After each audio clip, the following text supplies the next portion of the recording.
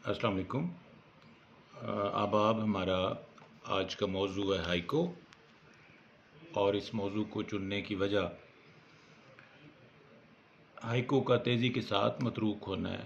आज के जो हमारे नौजवान शुअरा हैं वो नज़्म बेकाफ़िया की तरफ तवज्जो दे रहे हैं, वो गैर अरूज़ी नज़्म की तरफ तवज्जो दे रहे हैं, वो पाबंदी के हर दायरे से निकलने की कोशिश कर रहे हैं। और इस सूरत में जो चीज़ें शेरी मैदान में सबसे ज़्यादा असरअंदाज हो रही हैं, या जो असनाफ़ असरअंदाज हो रही हैं, वो वही असनाफ़ हैं जिनमें हैत या फ़न की पाबंदी ज़्यादा सख्त है। क्योंकि हाइको में भी एक ख़ास तरह का अरूज़ी ढांचा है, ख़ास तरह का मौज़ूआती उसकी पाबंदी है, जिसके बग़ैर हाइको को हाइको नहीं माना जाता। ये एक उर्दू में ख़ासी बहस भी है, जिस पर हम मुख्तसर सी बात करेंगे कि क्या बहस है और क्यों एक तनाज़ा शामिल है कि जो हाइको को पाकिस्तान में उसकी असल शक्ल में लाने वाले हैं डॉक्टर मोहम्मद अमीन, जो 1971 में जापान गए और फिर वहाँ पीएचडी के दौरान उन्होंने हाइको का मुताला किया। और हाइको या हीको या हाइक, जो भी इसको कहा जाए, मुख्तलिफ तरह के इस पर डिबेट्स हैं, मबाहिस हैं, उसे पाकिस्तान में लेकर आए, लेकिन उन्हें भी हाइको का शायर तस्लीम नहीं किया गया। मोहसिन भोपाली ने उनके खिलाफ लिखा, रिफ़त अख्तर ने उनके खिलाफ लिखा। वो एक पूरा गिरोह मौजूद था जिसने डॉक्टर अमीन को ओन किया, उनकी हाइको निगारी को ओन किया। तो हम इन सब पहलुओं पर आज बात करेंगे। सबसे पहले अगर हम देखें कि हाइको क्या है, तो ये एक जापानी सिन्फ़ सुखन है, जिसमें एक जापानी शायर बाशु, मातोसो बाशु को इसका बानी करार दिया जाता है। ये भी एक राय मौजूद है कि बाशु का ताल्लुक़ 17वीं सदी के साथ है। वो 1644 में पैदा हुआ, 1694 में फ़ौत हुआ, और इस 50 साल ज़िंदगी में उसने जापानी ज़बान में एक सिन्फ़ को खड़ा कर दिया, एक सिन्फ़ को बाएतबार बना दिया। लेकिन उससे पहले भी हाइको जापानी ज़बान में मौजूद थे, क्योंकि जापानी पिक्टोरियल लैंग्वेज है, तस्वीरी ज़बान है, महाकाती ज़बान है, पैकर तराशी उसमें मुमकिन होती है। तो इसलिए हाइको को भी एक तस्वीरी या महाकाती या तमसाली सिन्फ़ भी तस्वुर किया जाता है, जिसमें शायर मंज़र बनाता है अपनी बात करने के लिए, पैकर तख्लीक करता है और मज़ाहिर फ़ितरत को इस तरह से बयान करता है कि वो कारी के तजर्बे का हिस्सा बन जाते हैं। एक राय ये भी है कि हाइको जापानी में नज़्म के पहले हिस्से को कहते हैं। एक राय ये भी है कि हाइको के मायने खेल की नज़्म के हैं। तो ये मुख्तलिफ़ तरह की हैं। उर्दू में हाइको से मुराद वो मखसूस सिन्फ़ सुखन है जो 17 सिलेबल्स या 17 अरकान पर मुश्तमिल होता है, जिसमें पहला मिसरा 5 अरकान पर मबनी होता है, दूसरा 7 पर मबनी होता है, तीसरा 5 पर। यानी पहला मिसरा फ़ेलुन फ़ेलुन फ़ा, दूसरा मिसरा फ़ेलुन फ़ेलुन फ़ेलुन फ़ा, और तीसरा मिसरा फ़ेलुन फ़ेलुन फ़ा।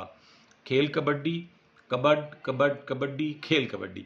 ये मैं अपने तालिब इल्मों के लिए बिलखुसूस उसको सादा करके बता रहा हूँ कि आप इस तरह भी इसकी तख्ती कर सकते हो कि खेल कबड्डी 5, कबड कबड कबड्डी 7 और खेल कबड्डी 5। तो ये 17 है। जो जापानी ज़बान है वो मुफरिद ज़बान है। अगर आप थोड़ी सी तवज्जो करें, सोज़ुकी, सोज़ुकी, यामाहा, यानी इसमें आपको जोड़ा मिलता है लफ्ज़ों का, और मुफरिद ज़बान इसे करार दिया जाता है। यही वजह है कि इसमें जो उर्दू में झगड़ा रहा, या उर्दू में जो मसला रहा कि उर्दू में सबब के साथ वतद का भी रिवाज है, वतद भी शायरी में लाए जाते हैं। तो यहाँ जब ये सिन्फ़ लाई गई उर्दू में, इस वाले से भी बहुत सारे मुबाहिस हैं।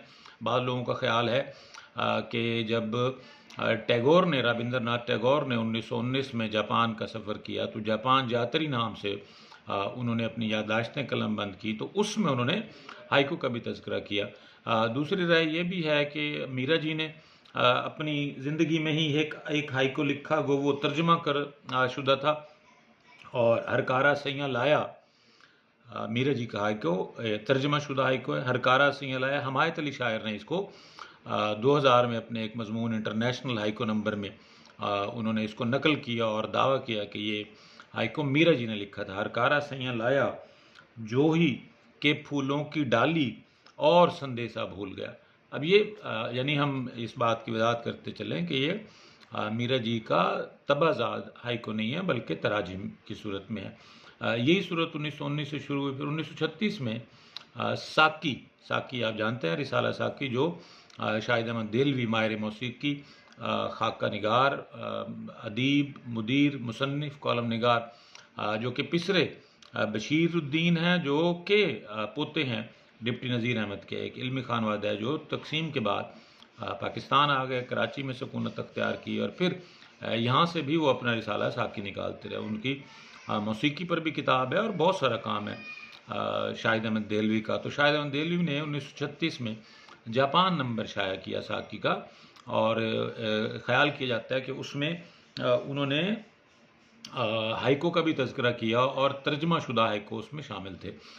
ڈاکٹر امین 1971 میں پی ایچ ڈی کرنے کے لیے جاپان گئے، اور پھر ان کی کوششوں سے پاکستان میں بالخصوص ہائیکو کا ایک پورا سلسلہ شروع ہوا. بلکہ جو ثقافتی مرکز جاپان ہے کراچی میں، اس نے ہائیکو کے مشاعروں کا اہتمام بھی شروع کیا. بعض مصنفین لکھتے ہیں کہ یہ مشاعرے 1982 میں شروع ہوئے، بعض مصنفین لکھتے ہیں کہ 1983 میں شروع ہوئے.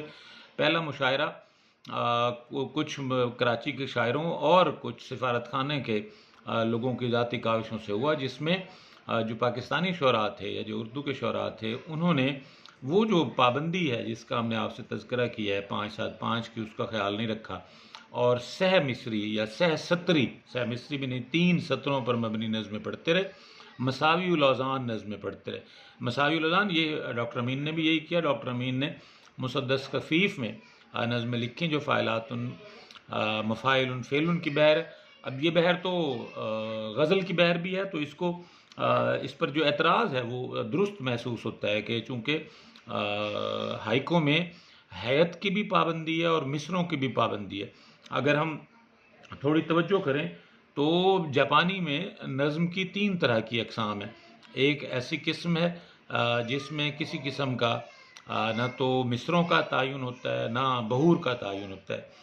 اس کو تاگا کہتے ہیں، تاگا ہوتا یا تاگا اتا، یعنی اس میں نہ تو مصر متعین ہوں گے نہ ہی بہور متعین ہوں گی. دوسرا ہے جس میں 3 یا 4 مصرے ہوتے ہیں، اور اس کو 2 آتسو کہتے ہیں، 2 آتسو. اور تیسری جو ہے اسے ٹنکا کہا جاتا ہے. ٹنکا کو کے بارے میں یہ بھی خیال ہے کہ یہ ایک ہائیکو کا ہی نام ہے. ٹنکا کہا جاتا ہے. ٹنکا میں جو ساری گفتگو ہے، جو سارا شعری خزانہ ہے، اس میں بہور بھی پہلے سے طے ہوتی ہیں اور ارکان بھی پہلے سے طے ہوتے ہیں، اور یہی وہ بنیادی چیز ہے، وہ صنف ہے جس سے ہائیکو کہا جاتا ہے.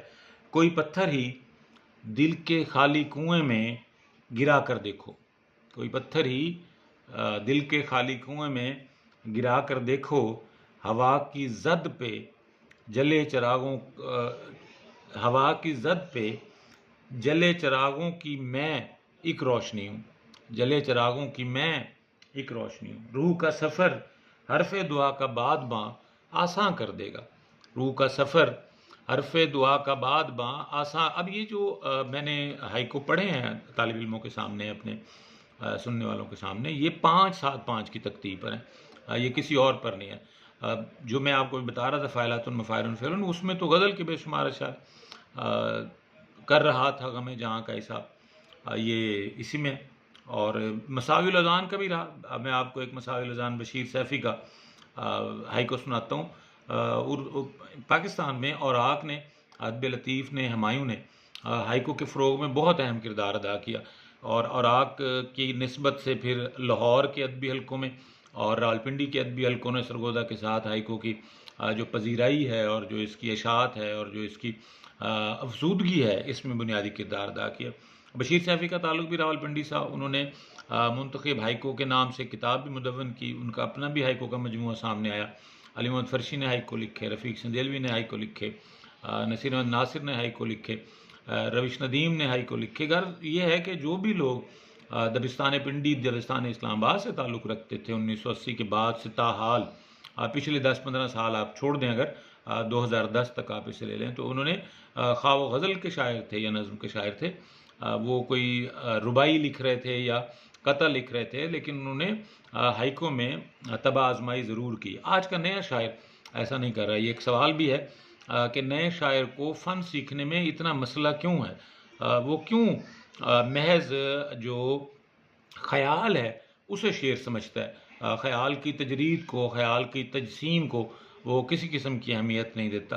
حالانکہ یہاں بہت سارے مباحث ہیں، ہائیکو پر کھل کر بات کی جائے تو گھنٹہ بھر بھی کم ہوگا، کیونکہ ہائیکو پر انڈینز کا، بھارتیوں کا دعویٰ ہے کہ اس کا عروضی نظام اور اس میں جو وحدت تاثر ہے، یاد رکھیں کہ ہائیکو ایک وحدت تاثر کی گرد گھومتی ہے۔ اس کے جو 3 مصرے ہیں، میں نے کئی ہائیکو آپ کو ابھی چند ہائیکو ملاحظہ بھی کیا آپ نے کہ یہ 3 مصرے ربط واہم پر قائم ہوتے ہیں۔ تیسرا مصرع پہلے دونوں مصروں کے ساتھ جڑت کا کام کرتا ہے اور ایک معنی کو قائم کر دیتا ہے۔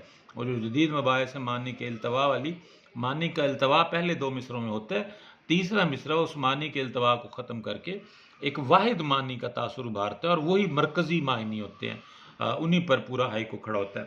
برف گرتی ہے جب چٹانوں پر، بشیر سیفی کا میں نے آپ کہا تھا، برف گرتی ہے جب چٹانوں پر اور وادی میں رات ہوتی ہے، برف گرتی ہے جب چٹانوں پر اور وادی میں رات ہوتی ہے، ایک کٹیا میں دیپ جلتا ہے۔ اب یہ مساوی الاوزان ہے، طالب علموں کی سہولت کے لیے مساوی الاوزان جس میں ایک ہی وزن استعمال کیا جاتا ہو۔ تو ہائیکو وہ صنف سخن ہے جس میں اردو میں عروض کے تجربات کیے گئے، 5 7 5 کے علاوہ بھی عروض لائے گئے، 17 عروض کو بھی تقسیم کیا گیا۔ اس میں جو سیلیبلز ہیں ان کو بنیاد بنا کر بھی نظمیں لکھی گئیں، 3 مصروں کی صورت میں بھی نظمیں لکھی گئیں۔ لیکن جو جاپانی ہائیکو ہے اس کی 3 پابندیاں ہیں۔ ایک اس کا موضوع جو کہ مظاہر فطرت کے مادی حوالوں کے ساتھ شامل ہوگا، اس میں ہوا کا ذکر ہوگا، بادلوں کا ذکر ہوگا، بارش کا ذکر ہوگا، کیچڑ کا ذکر ہوگا، مینڈک کا ذکر ہوگا، تالاب کا ذکر ہوگا، حبس کا ذکر ہوگا، جدائی کا ذکر ہوگا، وصال کا ذکر ہوگا، دکھ کا ذکر ہوگا، خوشی کا ذکر ہوگا، اور سب سے بڑھ کر جو کائنات کی بے ثباتی ہے اس کو بنیاد بنا کر بات کی جائے گی۔ اور یہی وہ مرکزی گودا ہے جو اس میں شامل ہوتا ہے۔ اور جب ہم باشو کے ہائیکو پڑھتے ہیں تو ان میں ہمیں مظاہر فطرت کی یہ ساری چیزیں، کاغا، تار، درخت، پتا، جھرنا، آبشار، یہ چیزیں زندگی کے استاروں میں اور زندگی کا جو روزمرہ ہے اس کے استاروں میں ڈھلتے ہوئے ہمیں ملتے ہیں۔ اب میں آپ کو وقت بڑا کم ہے تو اس کو سامنے کرتے ہوئے جو 17 صوتی ارکان ہیں ان کو جاپانی زبان میں یہ سوال بھی آ سکتا ہے جدید ادب میں، تو وہاں طالب علموں کے لیے ضروری ہے ان کے پاس بنیادی مواد ہو۔ تو ان 17 جو صوتی ارکان ہیں انہیں مورا یا آن کہتے ہیں، میم وور الف، الف مدان نون آن۔ اب میں آپ کو کچھ کتابیں بتا رہا ہوں۔ ایک تو میں آپ کو بتا چکا ہوں ساکی کا جاپان نمبر جو 1936 میں شائع ہوا۔ اس کے علاوہ ہائیکو ایک جائزہ، رفعت اختر کی کتاب ہے، 1981 میں شائع ہوئی۔ پھر منتخب ہائیکو ڈاکٹر محمد امین کی کتاب ہے، اس کا پہلا ایڈیشن 1980 میں شائع ہوا، دوسرا ایڈیشن 1981 میں شائع ہوا، اور اب یہ ناپید ہے، آسانی سے دستیاب نہیں ہوتی اور خاصی اہم کتاب ہے۔ پھر منتخب اردو ہائیکو جو کہ راولپنڈی سے ہی بشیر سیفی نے 1990 میں شائع کیے۔ جاپانی ادب ایک تعارف 1981 میں رفعت اختر کی کتاب شائع ہوئی۔ روشن لکیریں مرتبہ ہے اختر بسنوی کی، یہ روشن لکیریں بھی ہائیکو کے تناظر کی ایک کتاب ہے۔ عروض میں نئے اوزان کا وجود، اس میں بھی یہ مجموعی طور پر تو ایک عروضی کتاب ہے لیکن اس میں ہائیکو پر اچھی خاصی سیر اصل بحث کی گئی ہے، اور جو طالب علم ہیں نئے جو ہمارے ادب سے وابستہ لوگ ہیں ان کے لیے خاصی کام کی چیزیں۔ پھر ہائیکو پر 4 جلدیں ہیں جو کہ جسے آپ ہائیکو کا ایک انسائکلوپیڈیا کہہ سکتے ہیں، R.H. ملبتھ کی، جس کا عنوان ہی ہائیکو ہے۔ اسے ہیکو بھی کہا جاتا ہے، ہوکو بھی کہا جاتا ہے، لیکن ہمارے ہاں اردو میں ہائیکو رائج ہے تو ہم ہائیکو استعمال کر رہے ہیں۔ یہ 4 جلدیں بڑھیا ہیں۔ پھر ہائیکو پوئم ہے مورا کی جو کہ 1932 میں شائع ہوئی، اور جیپنیز ایپیگرام یہ W.R. پورٹر کی کتاب ہے۔ کوئی بھی طالب علم جو ان پر کام کرنا چاہے اسے ان کتابوں سے اپنا رابطہ کرنا چاہیے۔ حمید نظامی کے اردو میں ترجمہ شدہ 7 ہائیکو 1938 میں ہمایوں لاہور میں شائع ہوئے۔ حمید نظامی جو بنیادی طور پر صحافی ہیں، معروف شاعر نہیں ہیں، 1938 میں۔ اب یہ بات ذہن نشین رہے کہ اردو میں طبع زاد ہائیکو ڈاکٹر محمد امین کی کاوشوں کے بعد 1980 کے بعد منظر عام پر آنے لگے، اور جب ہم اس میں جو مشغول شعراء ہیں جو اس کے ساتھ جڑ جاتے ہیں ان کی طرف دیکھتے ہیں تو یہ وہ سارے شعراء ہیں جو 1960 اور 70 کی دہائی میں لسانی تشکیلات کے لیے کام کر رہے تھے۔ ان میں عبدالرشید ہیں، ان میں غلام جیلانی کامران ہیں، ان میں افتخار جالب ہیں، ان میں غلام حسین ساجد ہیں، ان میں علی محمد فرشی ہیں، ان میں فہیم جوزی ہیں، ان میں یہ وہ سارا ایک نوجوانوں کا گروہ ہے جو لسانی تشکیلات میں پہلے کام کر رہا تھا. انہی میں سے بہت سارے لوگوں نے ہائیکو بھی لکھنا شروع کیا، کیونکہ یہ اپنے زمانے کے کا جو اضطراب ہے، جو بے چینی ہے، اور یہ وہ زمانہ ہے جب ملک پر مارشل لا مسلط ہیں، جب ملک پر سیاسی ایک اندیشوں کی صورتحال ہے، گوں مگوں کی صورتحال ہے، تو اس سارے پس منظر میں ایک عجیب سی بے چینی عام آدمی کے ہاں بھی پائی جاتی ہے، عجیب سی بے چینی تخلیق کار کے ہاں بھی پائی جاتی ہے. تو وہ آئے دن تخلیق کے نئے کرینے تلاش کرتا ہے. یہ بھی ایک سوال ہے کہ آج کا تخلیق کار کہاں ہے؟ آج جب عام آدمی کے لیے زندگی مشکل ہے، گوئی ایک سوال ہے. جب ہم بازار میں جاتے ہیں، لوگوں کو خریداری کرتے ہوئے دیکھتے ہیں، لوگوں کے ہاتھوں میں موبائل فون دیکھتے ہیں، بچوں کے ہاتھوں میں موبائل فون دیکھتے ہیں، مہنگے مہنگے شاپنگ مالز کے باہر پارکنگ اور ان کے دروازوں پر لگے رش کو دیکھتے ہیں، بھاری بھاری فیسوں پر بنی ہوئی اکیڈمیوں، میں کالجز کی بات نہیں کر رہا، اسکولز کی بات نہیں کر رہا، بچوں کا تعلیم بنیادی حق ہے، ہم اس کے بالکل خلاف نہیں ہیں، لیکن وہی بچہ اپنے ادارے کو الگ فیس بھرتا ہے، شام میں جو اکیڈمی ہے، جو ایک کاروبار ہے تعلیم کا، اس کو الگ فیس بھرتا ہے، جو کہ ایک خالص تعیشانہ تعلیم کے ذیل میں آتا ہے، جس میں بچے کا دعویٰ یہ ہے کہ پہلی جو سکھلائی ہے، جو پہلا علمی نظام ہے، وہ اس کے لیے کافی ثابت نہیں ہوتا. جب ہم وہاں پر جاتے ہیں اور جو ہزاروں کے اور لاکھوں میں فیسیں وصول کرتے ہیں بچوں سے، تو وہاں ایک جم غفیر ہوتا ہے، اور وہ یقیناً سب امیروں کے بچے نہیں ہوتے. تو یہ ایک ڈیبیٹ تو بہرحال ہے کہ پاکستان میں جو اس وقت بدترین حالات ہیں، ان میں کتنے لوگ اس سے اثر انداز بھی ہو رہے ہیں، اور کتنے لوگوں کے لیے یہ کوئی معنی نہیں رکھتا. ان کے لیے بجلی کا بل کوئی بھی نمبرز لے کر آئے، وہ اس پہ واویلا تو کرتے ہیں، جو کہ ظاہر ہی ہوتا ہے، ورنہ انہیں اس پر کوئی خاص دقت پیش نہیں آتی، اور وہ جا کر اپنا وہ بل ادا کر دیتے ہیں. لیکن سوال وہی ہے کہ آج کا تخلیق کار کہاں ہے؟ ہمیں ایٹیز تک تو یہ ملتا ہے کہ تخلیق کار اپنے معاشرے کی بے چینی کے ساتھ سامنے آتا ہے، اور شاید یہی وجہ ہے کہ چونکہ وہ بے چینی کہیں کیپٹلزم نے، سرمایہ داری نے اچک لی ہے، ملٹی نیشنلز کے بڑے بڑے مالز نے شاعر کی توجہ بھی چھین لیا. اب اس کے لیے حسن کے سامان، اس کے لیے بے چینی کے اخراج کے ذریعے ملٹی میڈیا موجود ہے، اس کے پاس موبائل موجود ہے، اس کے پاس ایک شاپنگ مال موجود ہے.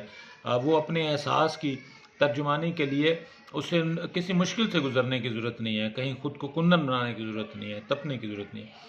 تو کوئی بھی سوال ہو، بنیادی باتیں رہ گئیں، وقت کم ہوتا ہے، ہم نے کم سے کم وقت میں زیادہ سے زیادہ بات کرنی ہوتی ہے. میں کچھ ہائیکو پڑھنے کے ساتھ ختم کروں گا. یاد آتا ہے گھر، چھو لیتا ہوں پلکوں سے تتلی کے دو پر، فیلن فیلن فا، فیلن فیلن فیلن فا، فیلن فیلن فا. یاد آتا ہے گھر، چھو لیتا ہوں پلکوں سے تتلی کے دو پر، آنسو دیتا ہے ہر لمحہ تیری یادوں کا، آنسو دیتا ہے لمحہ تیری یادوں کا، چٹکی لیتا ہے گلشن بلبل گل، چندہ سورج یا تارے، سب لفظوں کے پل. آپ سب کو بہت شکریہ. اللہ حافظ.